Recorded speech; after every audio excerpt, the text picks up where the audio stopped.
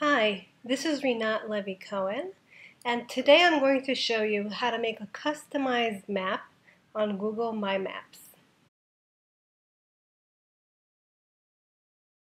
So the first thing you need to do is to open Google Drive. There you will click on New and Google Forms. This will open a new form. We are basically creating a questionnaire for our students. And the first thing we need to do is name our form. So double click the words Untitled Form to give your form a new name. I will name mine Summer Vacation. Once we've done that, we can start adding questions to the form. Pay attention to the functions up here. I usually keep them unchecked. The second one in particular because I want to allow my students to reply more than one time in case they visited more than one place over the summer and wanted to share that with the class. The first question I want to type in is, what is your name? And the question type is text because I want my students to type in their answers. I'm going to check the required question button. By checking this button, your students won't be able to submit a form without answering all the questions. Now this, of course, depends on how you design your form.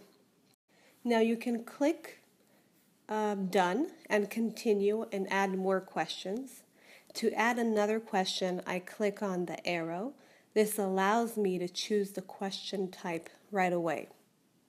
My second question will be, which country did you visit during summer break?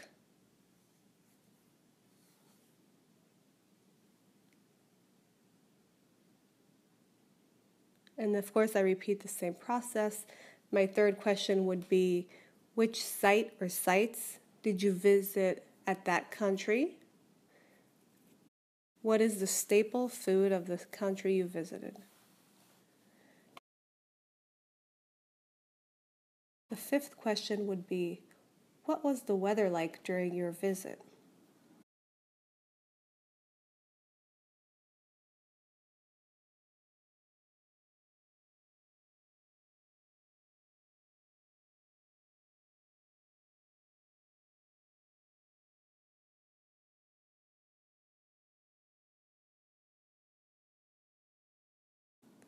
And the sixth question would be, what languages are spoken there?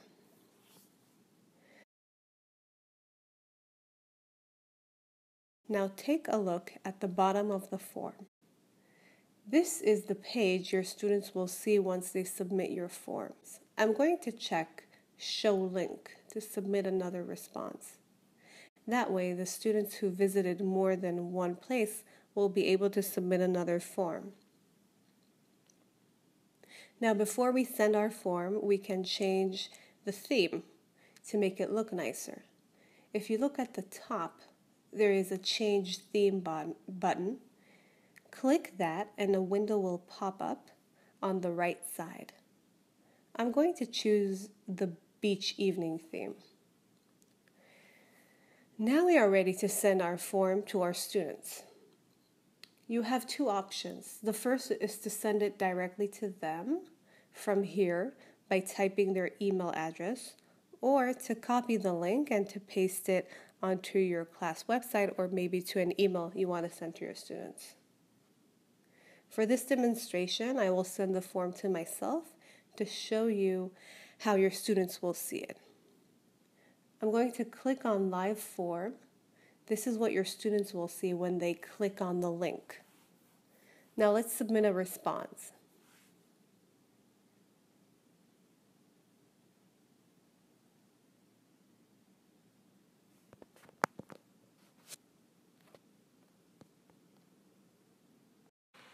So I'm going to submit answers both in English and in Hebrew because I want to show you that this also supports Hebrew. So for the Hebrew teachers out there, you can use it in your Hebrew lessons, and that is what I do with my students. I let them answer the questions in Hebrew, and I also write the questions in Hebrew. And then I'll show you how it appears on Google My Maps.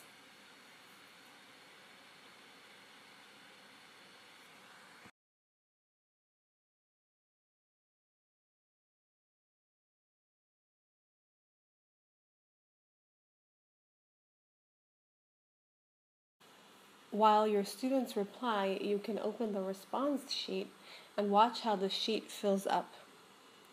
Once all your students finish submitting a response, in the Omnibox, type google.com/mymaps.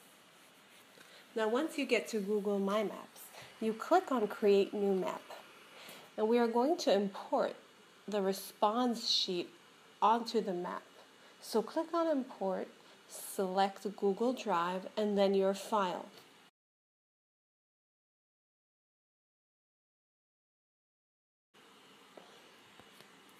We are going to select to place the pins on the countries, and that the title of every pin will be the student's name. We're going to let the website upload all the information, and as you can see, it dropped a pin. I'm going to zoom out so you see exactly where it dropped it. So it dropped it on Israel, and that's what we chose, that the pin will be dropped on the country the student visited, and that the title would be the student's name. You can see that it's written in Hebrew and in English, and even if we wrote the country in Hebrew, it would have dropped the pin on the country. So it recognizes different languages as well. Now, I am a big advocate of project-based learning, and I found a way to turn this into a project. If you click on one of the pins, you will see that there is an edit button. When you click on it, a symbol of a camera appears. Here you and your students can add a picture or a video. I usually have my students create a video or a slideshow with pictures and videos of the country they visited. Now let's think about the 4 language skills and how they come about in this unit. Over the course of this unit, they will be working on their writing and reading skills because they will be writing a paragraph describing their trip, and they will later record themselves reading the paragraph. They will also provide feedback to each other before they make the video, after they write the paragraph. In addition, they will be working on their listening skills because one of their homework assignments will be watching each other's videos, and the day after we will have a trivia game on Kahoot. I usually give the winner a homework pass or a treat, whatever they choose. Going back to my motto, Google My Maps is definitely practical. It took us less than 5 minutes to create this form. It is beneficial for our students' learning. Your students will be creating original work as a means of personal expression. They will interact, collaborate, and publish with peers, employing a variety of digital environments and media.